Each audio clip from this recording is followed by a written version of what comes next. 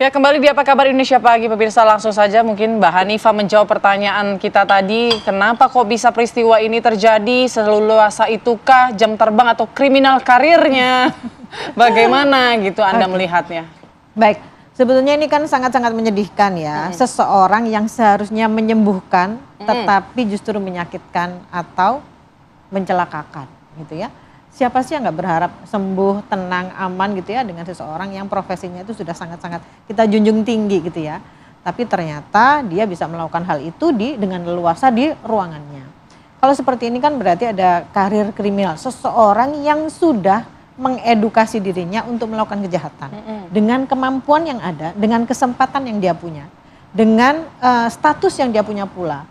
Sehingga dia bisa memilih korbannya siapa, dan kebetulan korban yang paling gampang dan paling percaya adalah masyarakat yang datang ke situ, yaitu pasiennya.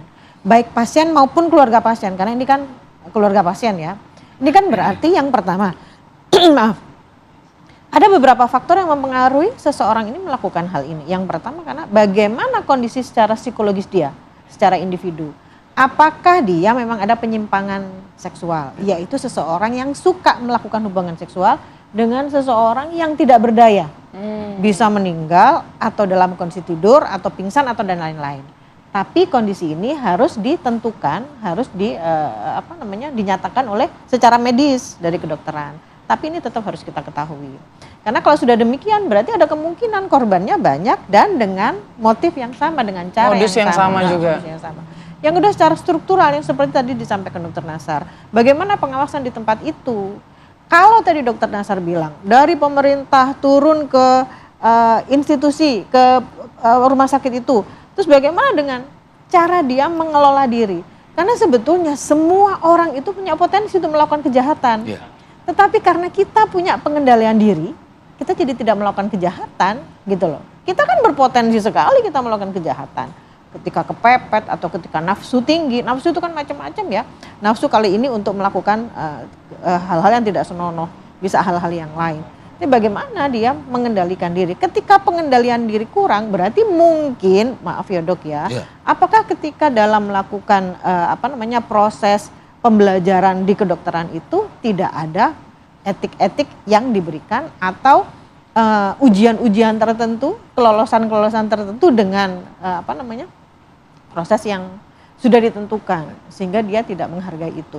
Yang mempengaruhi moralitas dan nilai-nilai dia itu sendiri gitu. Selanjutnya secara sosial, dari secara sosial aja ketahuan bahwa ada perbedaan struktur ya, ada perbedaan kekuasaan. Jadi dia menggunakan ketimpangan kekuasaan itu untuk melakukan hal ini. Tapi dok, kalau berbicara soal karir kriminal seseorang, kalau kita lihat dari kasus ini, apakah ini sesuatu yang dibangun secara sekejap karena hanya ada kesempatan atau memang ini udah perilaku yang dilakukan sejak lama? Kalau dilihat dari seperti ini sudah direncanakan. Berulang sudah biasa berarti kalau bisa kalau dikatakan. Sudah biasa kita nggak bisa menentukan seperti itu karena kita harus melihat kasus penemuan kasus. Tapi kalau secara modus dia sudah kan tempus locus actusnya kan jelas gitu ya. Tempus waktu, dia sudah menentukan waktu bahwa ketika ada orang kesulitan, dia pasti memohon-mohon kepada dokter untuk kesembuhan keluarga. Nah itu kan dipakai untuk kesempatan. Tempus berarti waktunya sudah ditentukan. Lokusnya adalah di tempat dia punya otoritas, di tempat dia. Terus aktusnya dengan cara apa? Dengan kemampuan dia. Artinya ini semua kan sudah dipelajari dengan matang. Dan dia sudah bisa menentukan siapa korbannya. Karena dalam proses kejahatan itu sebetulnya masing-masing pelaku kejahatan itu yang pertama, dia punya niat. Yang kedua, dia tahu sumber dayanya. Sumber daya baik dia sendiri maupun sumber daya si korban. Dengan dia menyuntikkan sesuatu atau memasukkan obat, dia meyakini bahwa orang ini tidak akan menggugat karena dia nggak tahu apa-apa. Dia dalam kondisi yang tidak sadar. Gitu loh. Kemudian dia mencari, sebetulnya dicari apa sih gitu. Keuntungannya dicari apa? Kepuasan seksual gitu. Nah ini yang dalam proses ini yang membentuk persepsi bahwa pelaku ini sudah melakukan pembelajaran sebelumnya. Gitu. Dok, tanggapannya mungkin langsung. Iya, saya melanjutkan saja itu benar. Benar. Lalu apa yang bisa memagari dari mulai mens reanya, lalu memagari dirinya pada ada temponya ada. Dia tidak mau menggunakan tempo itu. Lalu tempatnya ada, suasana yang demikian, lewat tengah malam, tapi dia tidak mau menggunakan tempat itu dan seterusnya, dia tidak akan melakukan aktus, nggak akan ada aksinya, nggak akan ada perbuatan. Itu apa? Sederhana saja, nggak usah orang terlalu terdidik. Itu bekal yang ada diberikan waktu dia tadi seperti Anda mengatakan, apakah dalam pendidikan itu ada dilakukan etika? Ada, tidak hanya disiplin. Psikotes juga ya? Oh, luar biasa. Itu anestesi itu kami aja salut.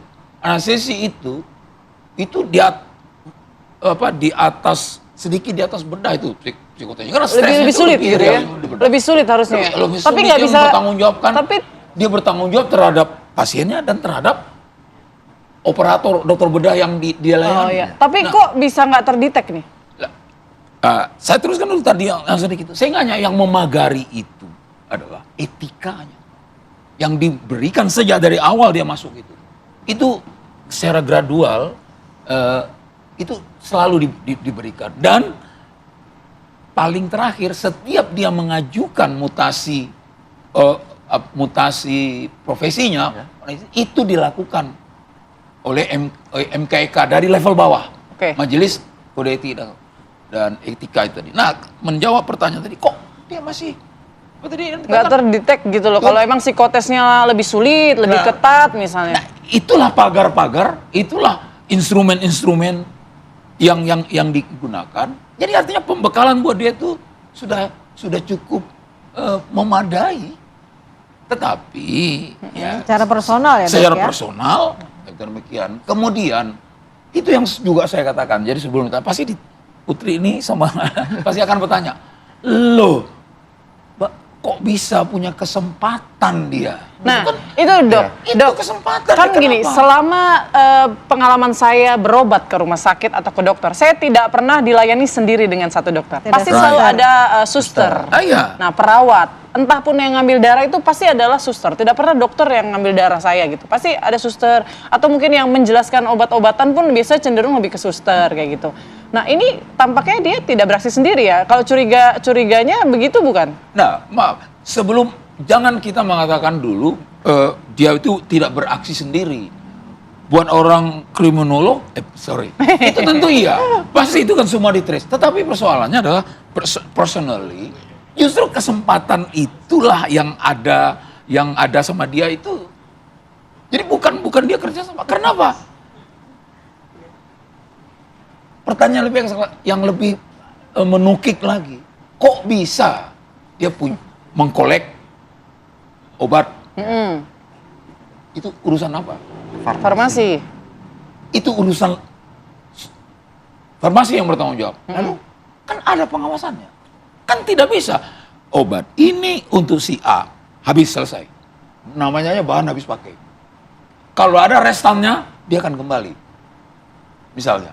Nah, ini saya tidak menohok rumah sakit Hasan Sadikin supaya saya nggak dihujat setelah menindak. Tetapi itu nggak boleh berlepas tangan. Lengah lah ya, kayak gitu pengawasannya lengah ya. Coba ini dulu. Nah, ini barangkali yang perlu akan mereka benahi. Salut kita. Tetapi tidak bisa mengatakan seluruhnya itu kepada personalnya. Seluruhnya akan penyebab. Apalagi kalau kita mengatakan terlalu cepat mengatakan ini terjadi ini sebenarnya ini karena ada kelainan. Ya, itu narasi yang diangkat oleh pihak kepolisian adalah kelainan seksual, begitu, penyimpangan seksual. Kalau informasinya kan 3 korban sekarang, tapi pelaku ini memang masih 1. Kalau dari runutan kronologi yang disampaikan pihak kepolisian, Mbak Hanifah sendiri merasa ada yang janggal nggak? Atau mungkin berpeluang ini pelakunya nggak cuma 1 sebetulnya, atau bagaimana? Seperti yang disampaikan sama dokter, bahwa sebetulnya ini kan ada keterlibatan pihak lain ya, seperti tadi obat-obatan dari farmasi. Dan kalau dari kriminologi sebetulnya kejahatan itu kan dipelajari, differential association. Jadi dia mempelajari dari siapa nih?